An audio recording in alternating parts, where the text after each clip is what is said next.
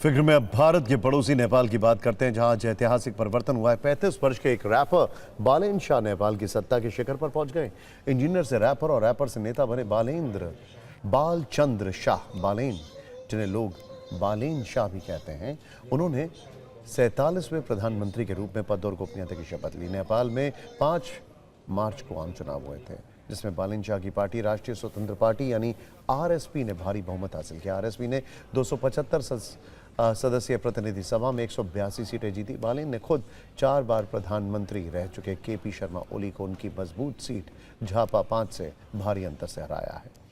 35 वर्ष के बालेन शाह नेपाल के सबसे युवा प्रधानमंत्री हैं। साथ ही वो मधेश क्षेत्र से इस पद पर पहुंचने वाले पहले नेता भी हैं। प्रधानमंत्री नरेंद्र मोदी ने सोशल मीडिया पर उन्हें बधाई दी। नेपाली में भी उन्हें बधाई दी। पीएम मोदी ने कहा कि नेपाल के प्रधानमंत्री के तौर पर शपथ लेने पर बालेन शाह को बहुत बहुत बधाई। आपकी नियुक्ति नेपाल के लोगों द्वारा आपके नेतृत्व पर दिखाए गए भरोसे को दिखाती है। मैं आपके साथ मिलकर काम करने के लिए उत्सुक हूँ। बालेन शाह की शपथ की भी काफी चर्चा है। रामनवमी के मौके पर काठमांडू में आयोजित एक भव्य समारोह में उन्होंने शपथ ली। काठमांडू में राष्ट्रपति भवन शीतल निवास में शुभ मुहूर्त 12:34 पर उन्हें शपथ दिलाई गई। ये शपथ हिंदू रीति रिवाजों के साथ संपन्न हुई। गौर करने वाली बात यह है कि शपथ ग्रहण से ठीक पहले बालेन शाह ने महाकाली पर एक रैप सॉन्ग भी रिलीज किया।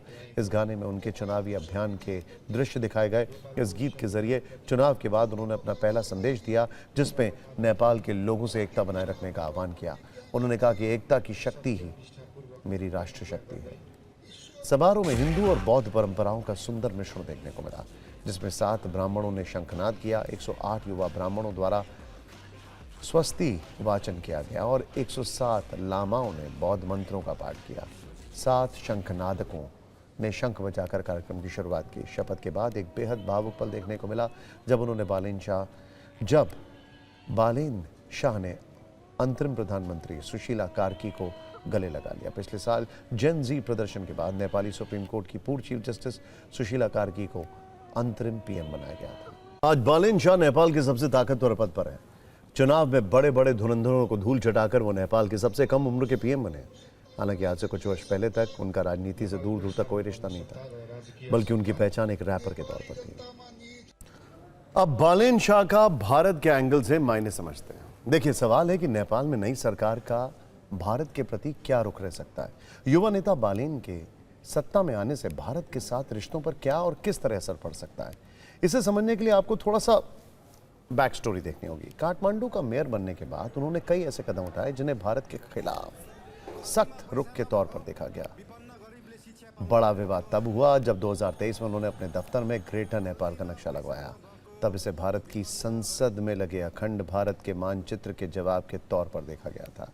नवंबर 2025 में बालेन शाह ने फेसबुक पर एक विवादित पोस्ट लिखा था। उन्होंने नेपाल की तमाम राजनीतिक पार्टियों के साथ चीन, अमेरिका और भारत पर भी आपत्तिजनक टिप्पणी की थी। हालांकि बाद में यह पोस्ट हटा लिया गया था। जून 2023 में उन्होंने बॉलीवुड फिल्मों का बॉयकॉट किया था। उन्होंने फिल्म आदि पुरुष के एक डायलॉग का जिक्र करते हुए कहा कि जानकी भारत की बेटी हैं, ये जानकारी सही नहीं है। जब तक ये डायलॉग इस फिल्म में रहेगा, तब तक किसी भी बॉलीवुड फिल्म को काठमांडू में रिलीज करने की अनुमति नहीं दी जाएगी। हालांकि ये सब पुरानी बातें हैं, तब वो मेयर हुआ करते थे, लेकिन इस बार वो नेपाल के सबसे ताकतवर पद पर हैं। पूरा देश उनके कंट्रोल में।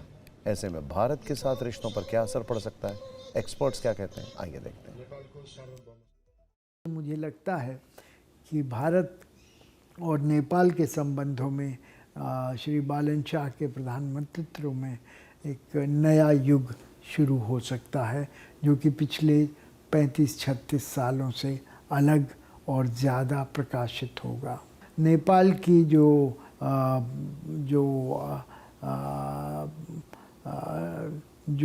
भौगोलिक या प्राकृतिक अवस्थाएं हैं, उनका इस्तेमाल भारत के साथ जुड़ने के लिए किया जा सकता है।